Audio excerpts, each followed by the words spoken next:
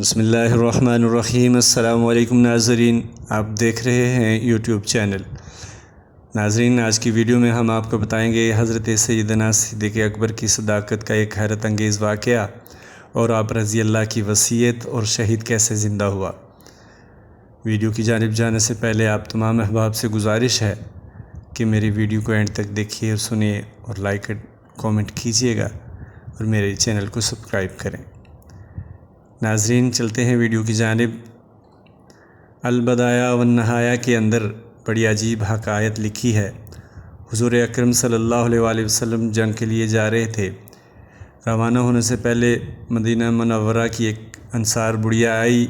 اس نے عرض کیا، یا رسول اللہ صلی اللہ علیہ وآلہ وسلم، میرا بیٹا ہاتھ میں تلوار لے کر آپ کے خلاف ورزش کر رہا ہے اور کہتا ہے کہ نعوذ باللہ محمد کا سر قلم کر دوں گا۔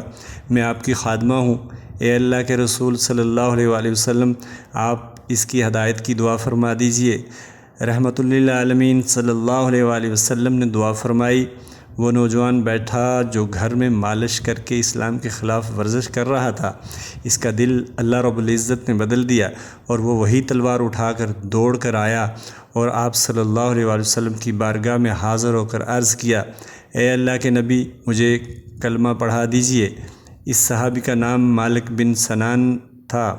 وہ کہنے لگا، اے اللہ کے نبی، کیا مجھے بھی ساتھ آنے کی اجازت ہے؟ آپ صلی اللہ علیہ وآلہ وسلم نے فرمایا، آ جاؤ۔ میدان جہاد میں گئے، نیا اسلام کا جذبہ تھا، لہٰذا جاتے ہی شہید ہو گئے۔ کچھ دنوں کے بعد صحابہ اکرام واپس آئے۔ مدینہ کی عورتیں استقبال کے لیے نکلیں۔ اس نوجوان انصاری مالک بن سنان کی ماں بھی باہر نکلی۔ بہنیں بھائیوں سے ملی، عورتیں خاوندوں سے ملیں، مائیں بچوں سے ملیں۔ وہ بڑھیا بھی کھڑی ہو گئی۔ آن حضرت صلی اللہ علیہ وآلہ وسلم جب تشریف لائے تو اس بڑھیا نے آپ صلی اللہ علیہ وآلہ وسلم سے پوچھا، اے اللہ کے نبی، مجمع میں میرا بیٹا نظر نہیں آ رہا، وہ کہاں گیا؟ نبی اکرم صلی اللہ علیہ وآلہ وسلم نے اس کا چہرہ بھانپ لیا اور فرمایا، اماں ذرا صبر کر، پیچھے ابو بکر آ رہے ہیں، ان سے پوچھ لیں۔ ایک اور صحابی گزرنے لگے تو اس نے ان سے بھی دریافت کیا کہ میرا بیٹا کہاں گیا؟ تو انہوں نے بھی کہا کہ پیچھے ابو بکر آ رہے ہیں، ان سے پوچھ لیں۔ جو صحابی گزرتا وہ اس بوڑھی عورت کو یہی جواب دیتا۔ وہیں کھڑی رہی وہ بوڑھی عورت۔ جب حضرت ابو بکر صدیق رضی اللہ گزرے تو کہنے لگی، ابو بکر رضی اللہ، میرا بیٹا کہاں گیا؟ سیدنا صدیق اکبر رضی اللہ خاموش رہے اور پوچھا تھوڑی دیر بعد کہ اماں، اللہ کے نبی صلی اللہ علیہ وآلہ وسلم گزرے تھے، انہوں نے کیا فرمایا تھا؟ وہ کہنے لگی کہ آپ صلی اللہ علیہ وآلہ وسلم نے فرمایا تھا کہ ابو بکر رضی اللہ سے پوچھ لینا۔ یہ سن کر سیدنا صدیق اکبر رضی اللہ حیران ہوئے۔ وہ سوچ میں پڑ گئے کہ اگر میں یہ کہتا ہوں کہ وہ شہید ہو گیا ہے تو شاید وہ اماں برداشت نہ کر سکے، اور وہ گھبرا کر کہنے لگی، کیا میرا بیٹا مر گیا؟ سیدنا صدیق اکبر رضی اللہ نے فرمایا، اماں صبر کر، تیرا بیٹا پیچھے پیچھے آ رہا ہے۔ اب وہ تو کھڑی رہی مگر صدیق اکبر چل پڑے اور جھولی پھیلائی اور رب العالمین کے ساتھ تعلق قائم کر کے آنکھوں سے آنسو جاری ہو گئے۔ عرض کیا، اے اللہ، تو جانتا ہے صدیق کا لقب مجھے تیرے نبی صلی اللہ علیہ وآلہ وسلم نے دیا تھا۔ یا اللہ، صدیق اسے کہتے ہیں جس نے کبھی جھوٹ نہ بولا ہو۔ یا اللہ، اگر قیامت کے دن میرا یہ جھوٹ میرے محبوب صلی اللہ علیہ وآلہ وسلم نے دیکھ لیا تو میں کیا چہرہ دکھاؤں گا؟ اے اللہ، اگر حضرت عیسیٰ علیہ السلام کے لیے تو مردوں کو زندہ کر سکتا ہے تو میں بھی تیرے محبوب صلی اللہ علیہ وآلہ وسلم کا غلام ہوں۔ اللہ، تجھے تیری ذات کا واسطہ مالک بن سنان رضی اللہ کو زندگی عطا کر دے۔ روتے بھی جا رہے ہیں اور دعا بھی کرتے جا رہے ہیں، بڑے غمگین تھے۔ جب مسجد نبی صلی اللہ علیہ وآلہ وسلم میں پہنچے تو پیچھے جوتوں والی جگہ پر بیٹھ گئے۔ وہ عورت کھڑی رہی، دیکھتی ہے کہ ایک آدمی آ رہا ہے۔ جب قریب آیا تو اس نے دیکھا کہ سچ مچ اس کا بیٹا مالک بن سنان رضی اللہ انصاری تھا۔ ماں نے بیٹے کو گلے سے لگایا، ماں نے رخسار کا بوسہ لیا، ماں بیٹے نے انگلی پکڑی اور وہ بھی مسجد نبوی صلی اللہ علیہ وآلہ وسلم میں پہنچ گئے۔ ان کو دیکھ کر صحابہ رضی اللہ حیران ہو گئے۔ نبی اکرم صلی اللہ علیہ وآلہ وسلم بھی حیران ہو گئے کہ یہ تو شہید ہو گیا اور ہم اسے دفن کر آئے تھے۔ اللہ رب العزت نے جبرائیل علیہ السلام کو بھیجا۔ آپ نے آ کر آپ صلی اللہ علیہ وآلہ وسلم کو پیغام دیا کہ حیران ہونے کی ضرورت نہیں، تیرے صدیق رضی اللہ کی زبان سے نکل گیا تھا کہ اماں صبر کر، تیرا بیٹا پیچھے آ رہا ہے۔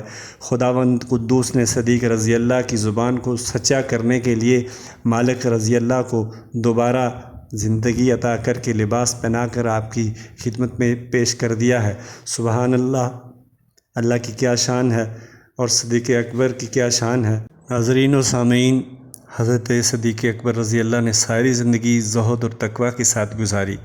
کبھی کبھار خشیت الہی کی وجہ سے فرماتے کہ اے کاش کوئی پرندہ ہوتا، اور کبھی فرماتے اے کاش کہ میں کسی درخت کا پتا ہوتا۔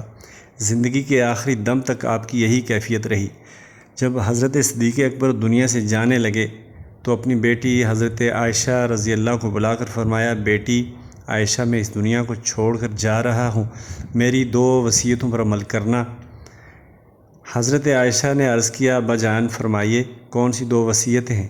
سیدنا صدیق اکبر رضی اللہ نے فرمایا، بیٹی عائشہ، جب میں فوت ہو جاؤں اور صحابہ رضی اللہ غسل دیں تو میرے کفن کے لیے تیار کپڑا نہیں لینا، میری دونوں پرانی چادریں دھو کر انہی کے ساتھ میرے لیے کفن بنا لینا، اور دوسری وصیت یہ ہے کہ جب میں فوت ہو جاؤں تو میری چارپائی کو اٹھا کر گنبد خضرا کے سامنے رکھ دینا اور درود و سلام پڑھنا۔